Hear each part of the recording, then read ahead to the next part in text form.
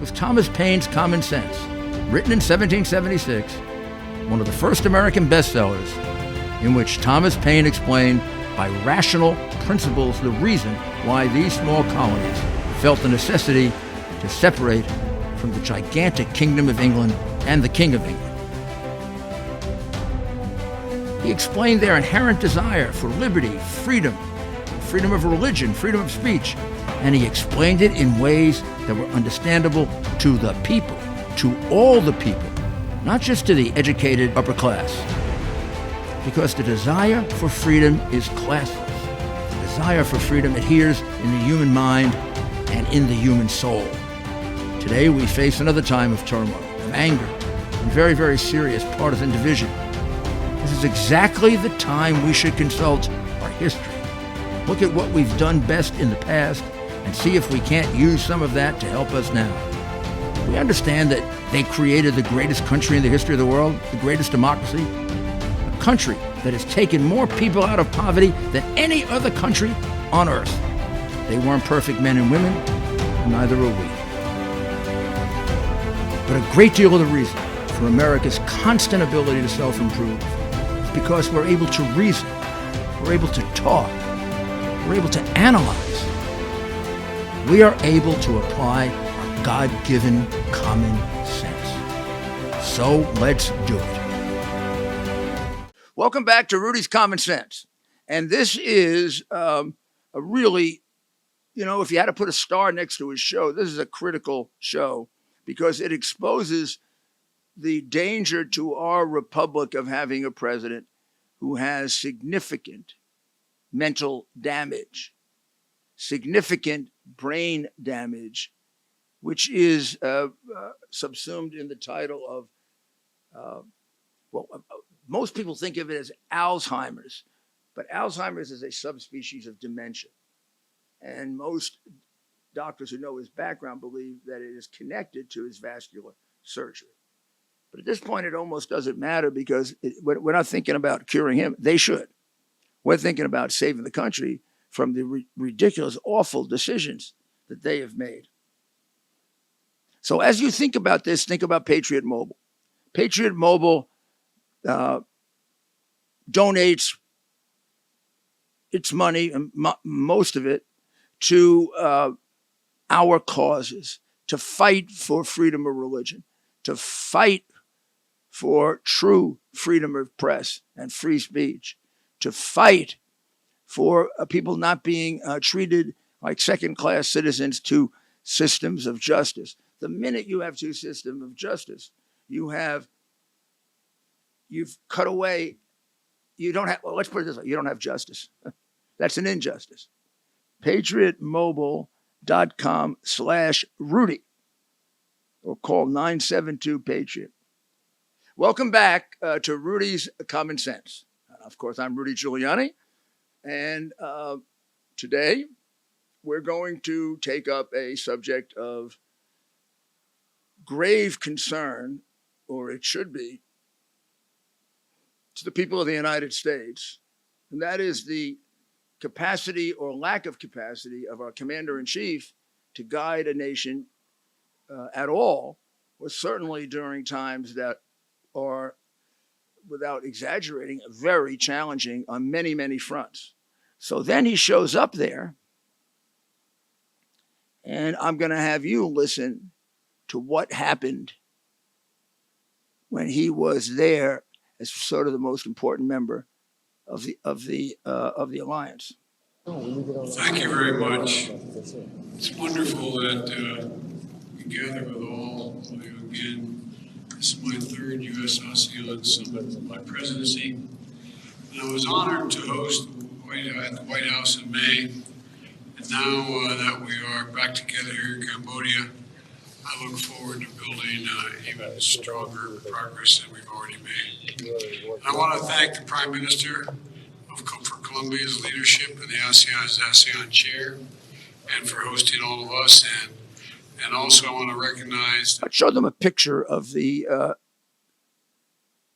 president of Cambodia.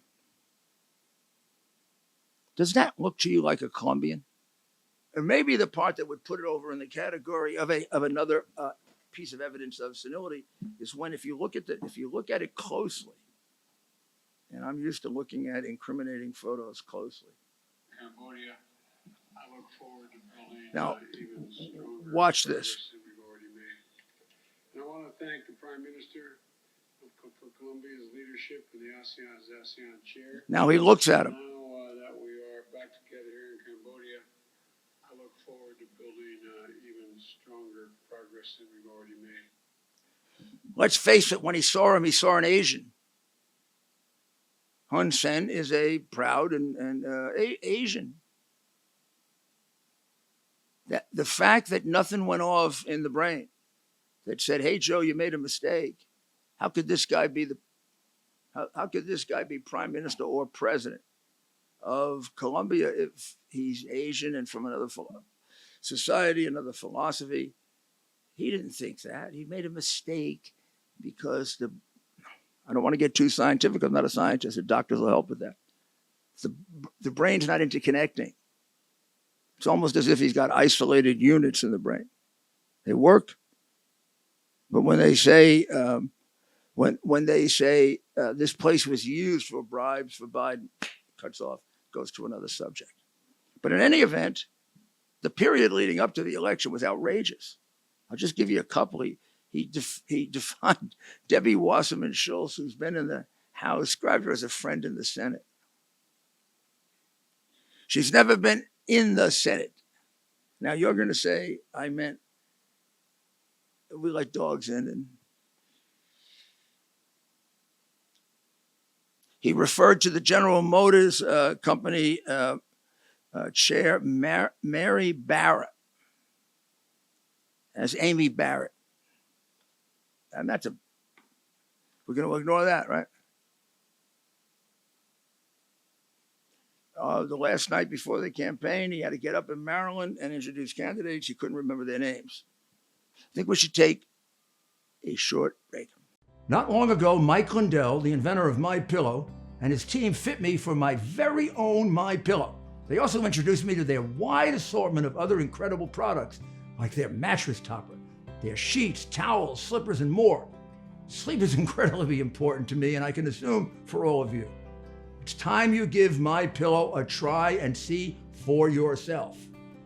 Listeners have helped build MyPillow into the incredible company it is today, and Mike Lindell wants to give back to all of you. You can get great discounts on MyPillow products by going to mypillow.com right now and seeing each of the specially priced items, including those in the radio listener special square. You're going to see rotational offers up to 66% off on products like their pillows, mattress topper, Giza sheets, but also new products like their slippers, weighted blankets, robes, and waffle blankets. All MyPillow products come with a 60-day money-back guarantee. Enter promo code RUDY for these great specials. That's mypillow.com and use the promo code RUDY. But the most significant thing is when you look at that tape carefully for the purposes of diagnosing dementia, and I'll call the doctors and put this to them, in the interim. He looks at Hun Sen. He looks over. And you look at his face, you don't see any, how did he get this wrong for the second time if he isn't demented?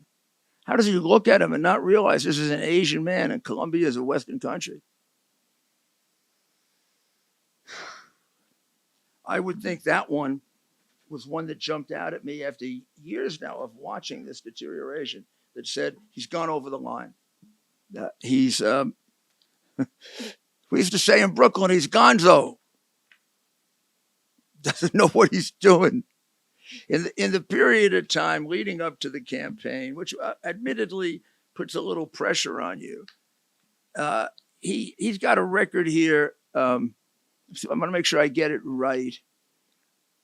I'm going to be slightly off, but it's something like a gaffe a day for 40 days. There wasn't a day at which he didn't have a gaffe, apparently. And they guess they start off with a rather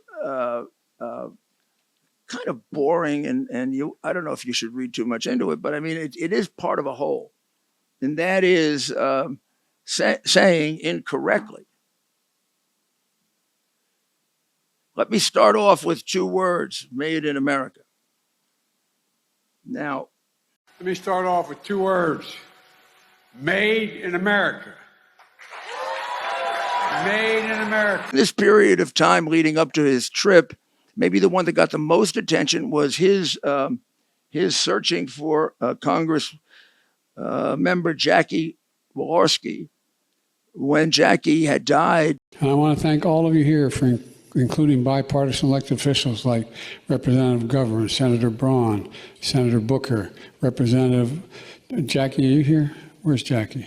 I didn't think she was going to be. Maybe the oddest one of all, and where he puts himself in jeopardy, is the gratuitous claim that his grandfather, yes, grandfather, was an All-American football player. My grandfather, Finney Grant, would really be proud of me right now. No, I'm not joking. He would. By the way, he's an All-American football player, John, in Santa Clara. He made this claim on October 30th. It got very little attention, even though it was a patently false claim. Records show Ambrose's birth was between 1884 and 1885. He'd have been an All-American football player around 1902. There's not a single bit of evidence, including from the college, supporting that claim.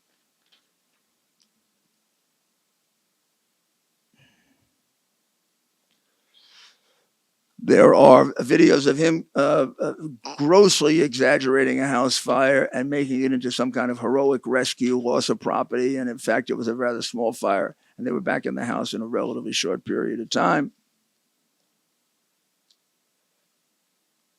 This one here is so outrageous, so much a violation of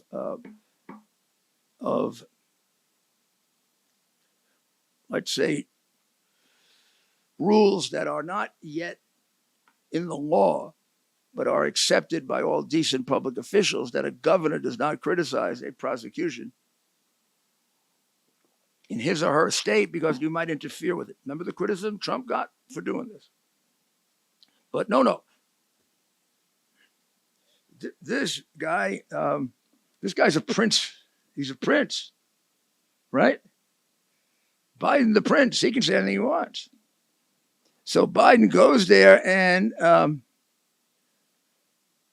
he says they should basically get their freedom. And he asked Andrew a rather important question. And he asked sort of the breakdown. How many? What are we talking about? He said, I don't have that. And when he came back, he gave him figures that he thought were reasonable. I think reasonable minds can differ about that. But this was such a sneaky operation that's where the crime lies, not necessarily with the numbers about which there's circumstantial evidence. And at least in my case, if I want to present this for the disciplinary hearing, I have a chief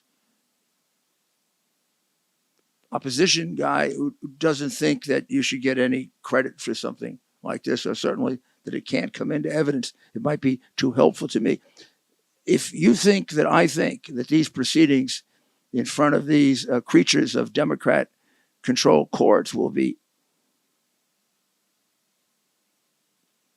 well, I think it's about 40%, 40% or less that we're going to be sitting with a judge who's completely fair to us. This is a no-brainer if you went to law school.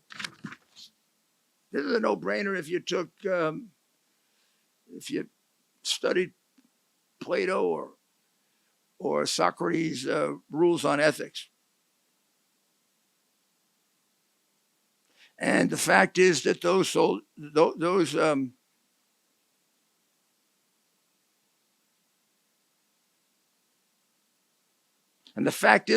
comments on his son were intended to affect the grand jury, intended to affect the jury, and they're contemptible. But he's not going to be held in contempt. How about referring to President Harris as President Harris? I call it that now. And Doug's right. You're the first, but Kamala often says you won't be the last. Kamala won't be the last woman to be vice president or president.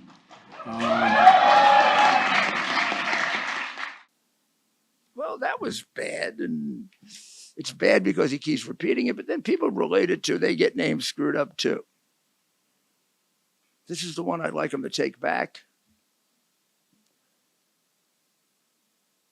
Biden says there is a high risk of nuclear Armageddon. Yes, yes, nuclear Armageddon. On October 6th, Biden said the world would slip into a nuclear war. This is a quote. I don't think there's any such thing as the ability to easily use a tactical nuclear weapon and not end up with Armageddon, which means the destruction of the world.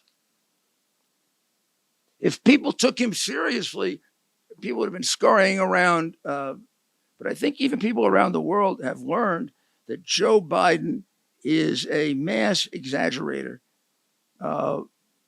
And I guess they didn't take it as seriously as they would if it had been said by Trump or maybe Obama, or let's go back a little further, Bush, Carter.